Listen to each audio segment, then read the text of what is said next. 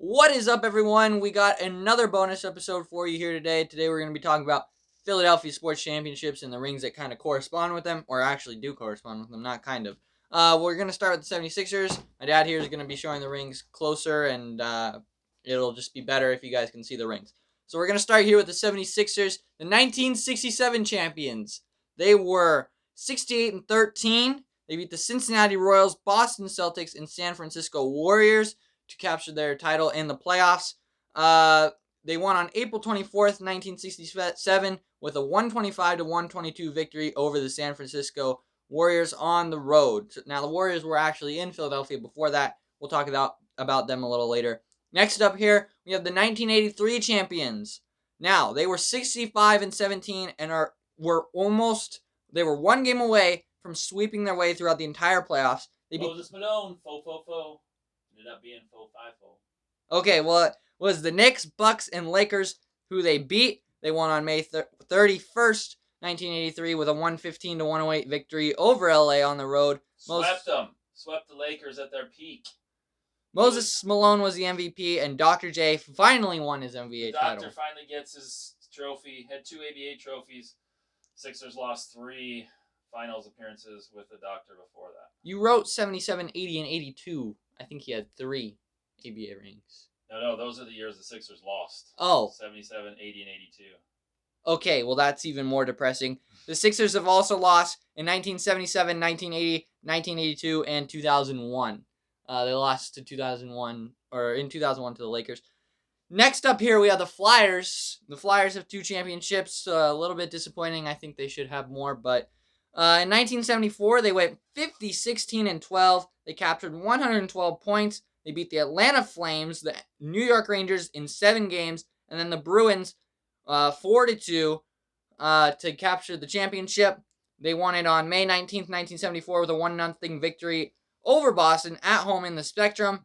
Bernie Parent won the Conn Smythe, which is the MVP of the Stanley Cup. First team to win the cup. Especially over the Bruins, too, who are a very storied franchise. Next championship, 1975, so they go back-to-back. That year they beat the Maple Leafs. They swept them. The Islanders in 7. And the Sabres, they won in 6. They beat the Sabres on May 27th, 1975, a 2-0 victory on the road over Buffalo. And Bernie Parent once again got MVP. Now, the Flyers have lost quite a lot here. They lost in 76 to the Canadiens. Bernie Parent was hurt. They lost in 80, 85, 87, 97, and 2010. We're still waiting for our 3rd cup. The cursed pennant that we have. Yeah, we have a cursed pennant. Cup is the sweetest. We're still waiting for it. Been waiting for it. Flyers haven't won in my life. Obviously, haven't won in Jax's life. So hopefully the season will resume and they'll get a chance to do it. They were close. Next up, we got the Phillies. The Phillies have won 2 championships over like 130 years. 37 some odd years. Yeah, this is just this disappointment summed up in one word. We'll start here with the 1980 championship team. They had a 91-71 record with manager Dallas Green. They beat the Houston Astros in quite possibly the greatest NLCS ever. If you haven't seen that series, I would go back and watch it. And then they beat the Royals in 6. They won on October 21st, 1980, 4-1 over the Royals at home. Mike Schmidt was the MVP. And of course, that was at the Vet. Everyone knows that. Crazy celebration in Philly. Broke a 97-year championship drought. And then in 2008, the Phillies went 92-70. They beat the Milwaukee Brewers 3-1, LA Dodgers 4-1, and then the Rays 4-2. It took them 6 games. You have it written down here on the paper wrong, Dad. Actually, no, you're right. It was 4-1. It was 5 games. Yeah, it was 5 games. What am I thinking? I'm thinking of the 80 season. They lost game 2 of that series, I think. Right? Yeah. Because Ruiz had the bunt walk-off, and then game 4 was the 10-2 blowout. So that's my bad. Sorry, guys. So yeah, they won 4-3 over the Rays at home. Brad Lidge closed it out. Cole Hamels was the MVP that year. The game that took 3 days to play. Yeah, the rain. 27th, 28th, and 29th. The Phillies have lost a lot of World Series. It's tough. They lost in 15. They lost in 50. Then they were great in 76, 77, 78 when only the division winner went. Lost close battles all those years. Finally got the title in 80 that they deserved. probably before then. 81 was the strike shortened year where they lost in a bonus round playoff To the Expos. and then 83 made one last run at it. Orioles beat them. Orioles, but so many close calls, but they'd only have 2. Unfortunately, they should have had more in that. They recently did a simulation against the 1980 and 2008 teams, match up against each other. The 1980 team won in 6 games. Listen, okay, we won't get into that. That's another topic for another time. Now on to the Philadelphia Eagles, one of the most storied franchises to never have a ring up until a few years ago. Super Bowl ring. But I always had to tell people that the Eagles do have rings. They do. In 1948, they went 9-2-1, and on December 19th, 1948, they beat the Chicago Cardinals 7-0 in Shibe Park. It was snowing, just snow everywhere. An absolute, it looked like the LaShawn McCoy game, but probably even worse. Steve Van Buren scored the only touchdown that game, 7-0, and then they go back-to-back in 1949. They lost one game that year. They won 11-1. They won on December 18th, 1949, 14-0 against the Rams in the Coliseum.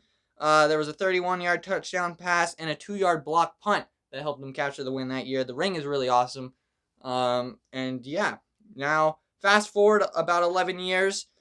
On the 1960 Eagles, one of the most remembered teams in Eagles history, went 10-2, and on December 26, 1960, they beat the Packers 17-13 at Franklin Field in Philadelphia.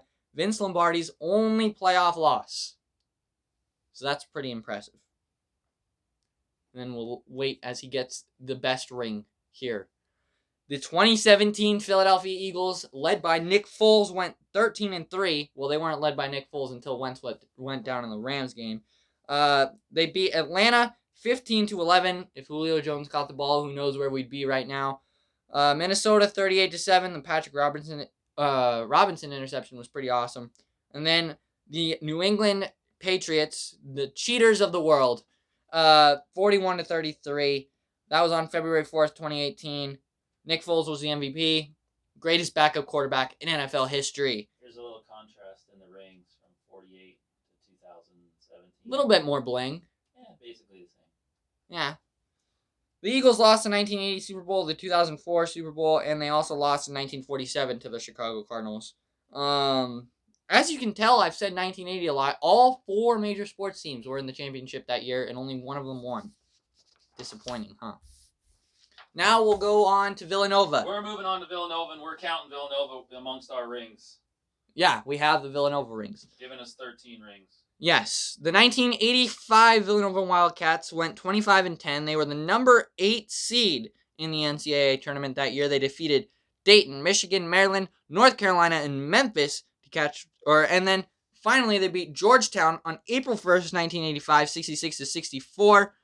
And Ed Pinckney, the MVP after they beat Patrick Ewing. Georgetown had won the title in 84 and stopped them. When one of the greatest upsets, we were an 8 seed that year, the lowest seed to win the tournament. Pretty cool. And then in 2016, the team went 35-5. They were the number 2 seed. They defeated UNC Asheville, Iowa, Miami, Kansas, and Oklahoma. And then on April 4th, 2016, they beat North Carolina in Houston on the greatest shot ever heard around the world. That didn't even make sense. Chris Jenkins hit that 3-pointer. Archie Diacono was the MVP. Mr. Villanova. That was pretty awesome. Jay Wright gets his first title. After UNC miraculously ties it with an the double pump. Distraught as we are, we come down, hit it, and victory was ours. Then in 2018, they went 36-4. They defeated Radford, Alabama, West Virginia, Texas Tech, and Kansas before beating Michigan on April 2nd, 2018. They won 79-62 over Michigan in San Antonio. And Dante DiVincenzo, the man who I famously said cannot throw an inbounds pass, was the MVP. He was very good, though. I'm not going to lie. Other than not being able to throw an inbound pass, he was definitely the MVP of that year. Now we have some bonus titles. We don't actually have the rings for any of these, but we're going to go into them. The Philadelphia Warriors captured titles in 1947 and 1956. The Philadelphia Athletics were dominant, led by Connie Mack. They won in 1910, 11, 13, 29, and 30. They moved to, I believe, Kansas City in 54, I want to say, 52 or 54. The Frankfurt Yellow Jackets, who were kind of the Eagles before the Eagles, One in 1926, they wore yellow and blue. That's where we get our awful yellow and blue uniforms from. Then the Philadelphia Atoms, the NASL. What does that stand for? North American Soccer League? Did they play indoors? I think that was outdoors. Okay, well, they won in 1973. Then the Philadelphia Soul, who are a frequent topic of conversation on our podcast, they won in 2008, 2016, and 2017. The Philadelphia Stars won the USFL Championship in 1984. The Philadelphia Kicks, they were an indoor soccer league. That's where I got the confusion from. Won in 2002 and 2007. And the Philadelphia Wings, National Lacrosse League, they've won in 89, 90, 94, 95, 98, and 2001. So they're like, they have the most championships out of anyone. Then last but not least, the Philadelphia Barrage, who are returning to Philadelphia, hopefully sometime soon. They were supposed to begin, but then the coronavirus struck. They were only in Philly for 4 years previously, won titles in 3 of those 4 years. Yeah, 2004, 2006, and 2007, which gives us a total of 24 championships. But of the rings that we have, here are the 13 rings. The 2 Flyers, 2 Sixers, 2 Phillies, 4 Eagles, and 3 Villanova. All nicely displayed.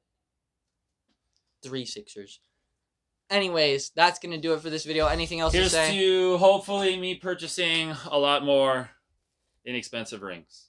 I don't think it'll happen anytime soon. All right, so let's just say that real quick. Your bet on who wins the next championship for Philadelphia. Flyers. I would say Flyers. Flyers, then Eagles, then Phillies. Ooh, then really? Then Sixers. You would say then Eagles? Yeah. I think that the Eagles are due for a better year this year. Can't possibly be hurt any more than they were last year. All right, well, that's going to do it for this episode. Thank you so much for joining us, and peace on the streets. Sign.